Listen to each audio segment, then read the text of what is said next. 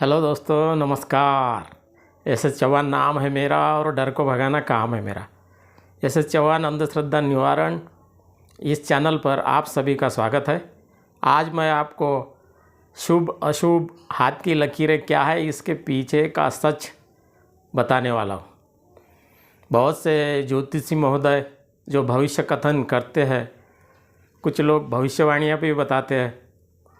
उनके भविष्यवाणियों में ज्योतिष में कितना दम है ये भी हम आज देखेंगे दोस्तों।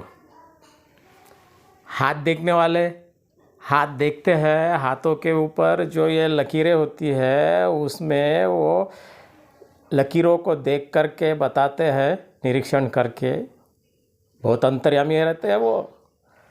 देखिए आप, बढ़िया धन रेशा, बाल बच्चों की रेशा, सुख शांति की रेशा, कितनी पत्नियां है, ये सब कुछ हाथों में रहता है। ऐसा उनका कहना है, ऐसा उनका दावा है।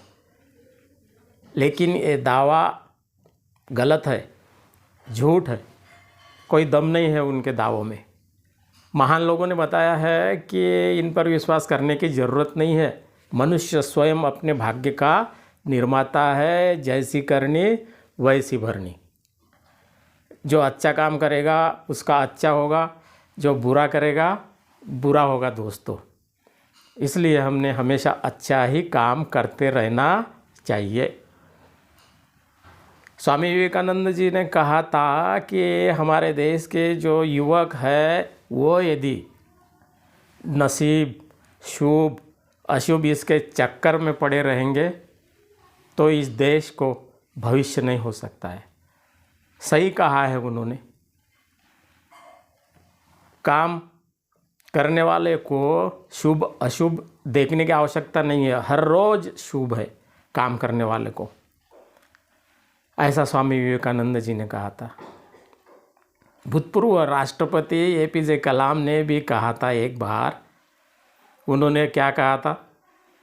उन्होंने ये कहा था कि भाई ज्योतिष एक कला है, उसको विज्ञान का रूप क्यों देते हो? कोई एक गणित लेकर उसमें गुणा भागा करके बड़ी संख्या दिखाते हो। साथ साथ में अवकाश में भ्रमण करने वाले जो ग्रह है उनके गति का करोड़ों किलोमीटर जो दूर है उनका हमारे जीवन पर क्या प्रभाव पड़ेगा?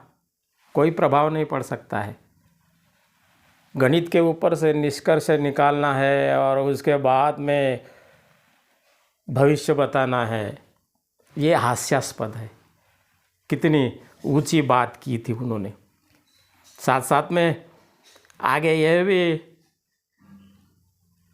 मैं बताना चाहूँगा, शुभ अशुभ ये सब काल्पनिक बातें हैं। इनके ऊपर ध्यान देने की हमको आवश्यकता नहीं है। ज्योतिष और कर्मकांड एक ही सिक्के के दो पहलू है।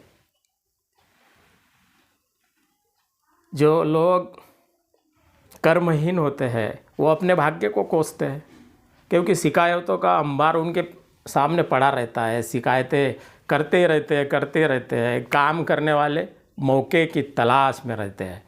शिकायत करने वाले शिकायत करते ही रहते हैं। जो अमीर बन गए हैं वो क्या लकीरों के वजह से, धन रेखा के वजह से बने हैं? नहीं।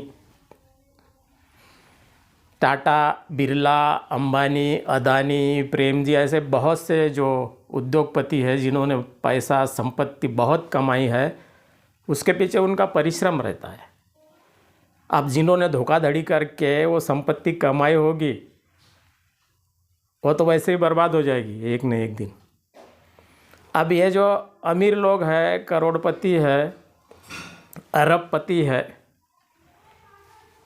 वो क्यों बने? और उनके हाथों पर जो लकीरें हैं वैसी ही लकीरें कुछ भिखारियों के हाथों में भी है।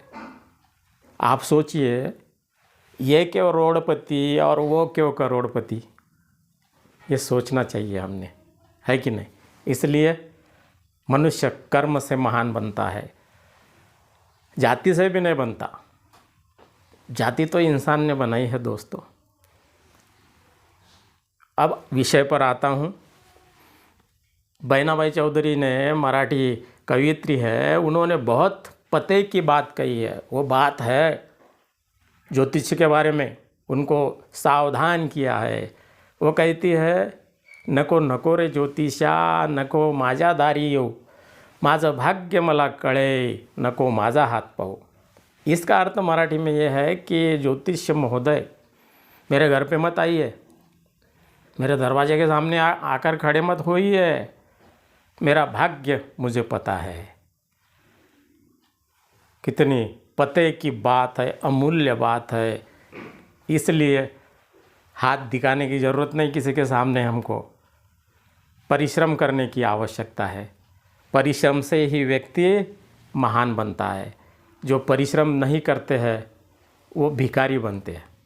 अब ज्योतिषी महोदय हमको लालच दिखाते हैं।